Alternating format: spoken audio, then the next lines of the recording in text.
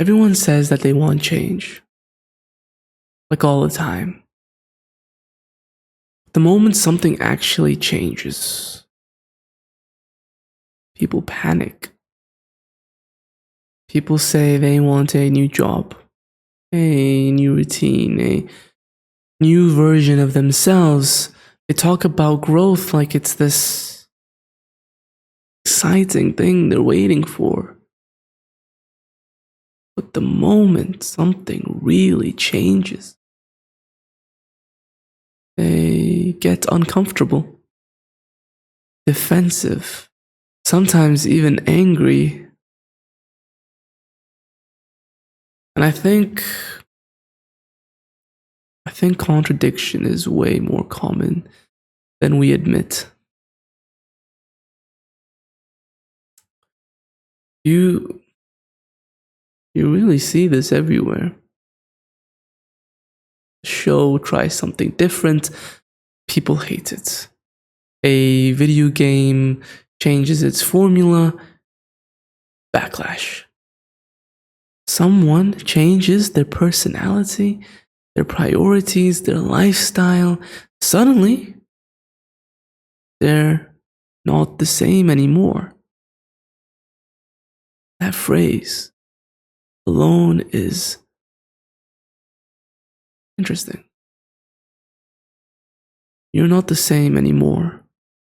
That usually isn't an observation. It's a complaint. Because often what it really means is you're no longer predictable to me. And I'm not saying this like I'm above it all. I do this too. There was a point where I knew I needed to change something about how I was living. Not in some dramatic way. I just needed to change small things, routine, discipline, how I spent my time. In my head, I was ready. I had already decided that the current version of myself wasn't working anymore. But when it came the time to actually act on it, to change how my days looked, how my nights felt, how familiar everything was, I couldn't do it. Not because I was scared of failing. I failed before. That part doesn't scare me. What scared me was that I wouldn't recognize myself for a while. I realized that just comfort doesn't feel good because it's good for you. It feels good because it's familiar. And letting go of what's familiar feels like losing control, even when what you're holding on to isn't actually helping you. I'll say I want change, more discipline, more structure, more clarity. Then I'll hesitate the moment it actually costs me any sort of comfort. The moment it asks me to let go of something familiar. Because wanting change in theory feels good. It feels productive.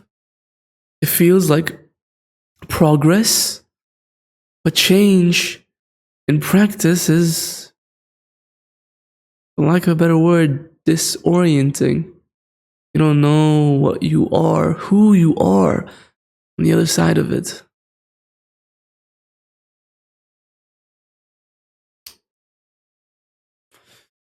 And that uncertainty is what people actually hate.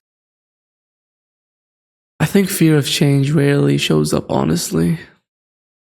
It doesn't say, I'm scared, it says things like, I just need more time, or I'm not ready yet, or once things calm down, then I'll do it, or I need time to figure things out first.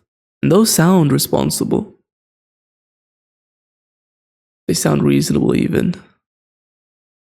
But most of the time, they're not plans, they're delays.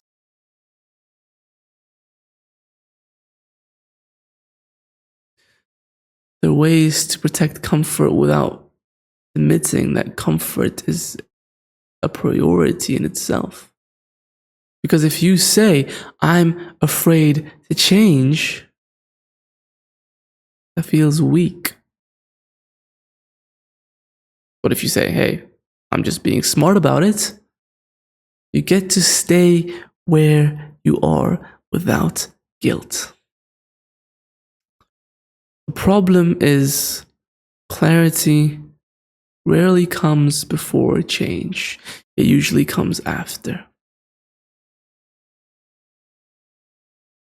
So people end up waiting for a version of certainty that never arrives, while calling it patience or preparation. I think most people don't want change. They want controlled change. They want improvement without identity loss. They want growth without discomfort. They want transformation without confusion. But real change doesn't work like that. At least I don't think. Change doesn't ask for permission, it doesn't wait until you're ready, and it most definitely doesn't preserve the version of you that feels safe. That's the trade. And deep down, people know that. So they cling to the idea of change while rejecting the reality of it.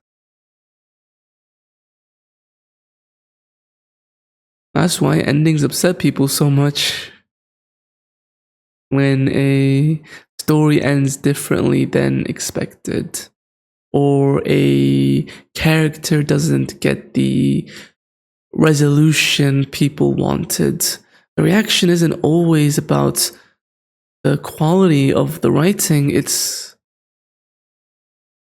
Sometimes it's just quiet realization that, oh, things don't always become what I thought they would.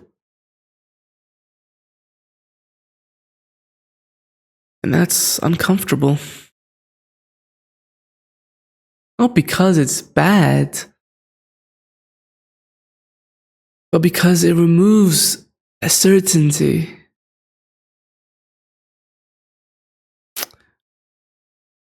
Again, you see this on a larger scale.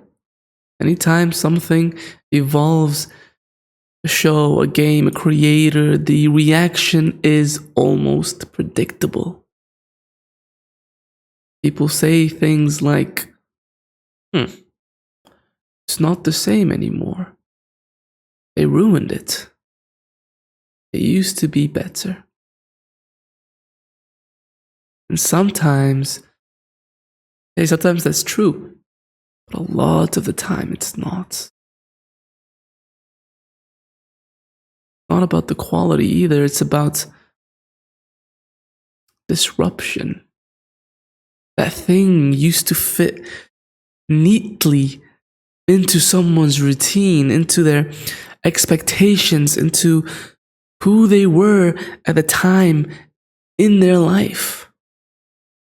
And when it changes, it forces them to confront something uncomfortable that they've changed too. We don't just consume things, we attach them to versions of ourselves. So that when something evolves, it quietly reminds us that nothing stays frozen where we left it.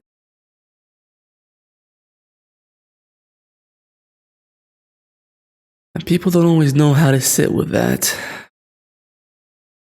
I mean, we're taught to chase growth, self improvement, ambition,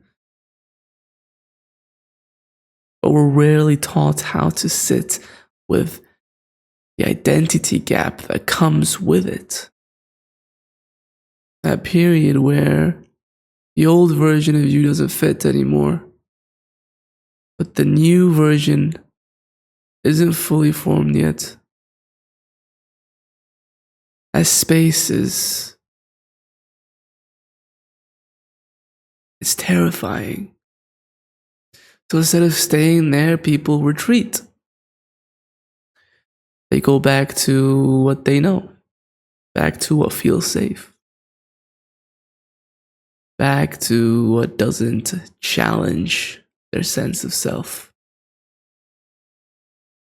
And then they say they're stuck. Or maybe they're not stuck. Maybe they're just avoiding becoming unfamiliar to themselves.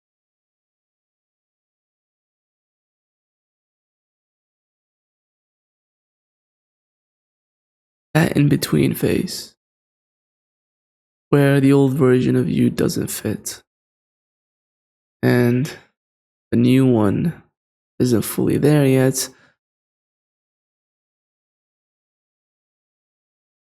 That's where most people turn back, because it's quiet there. There's no applause, no clear identity, no instant validation.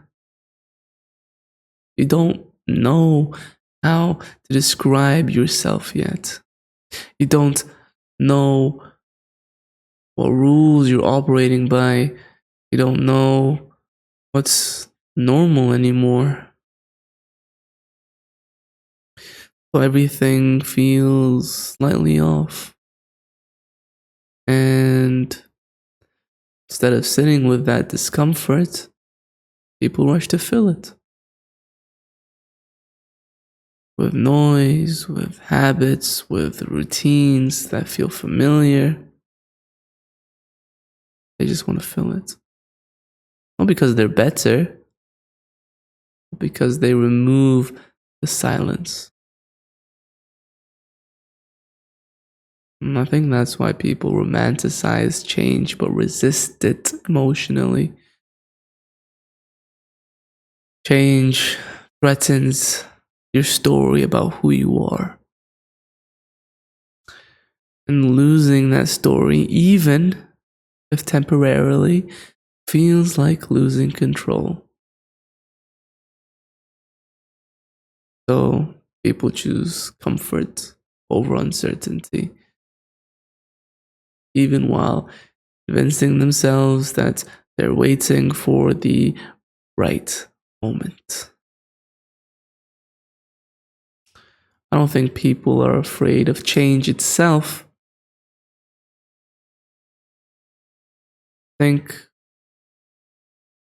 they're afraid of the version of themselves that they haven't met yet. And until that feels safe, they'll keep saying they want change, while holding on to everything that keeps them exactly the same.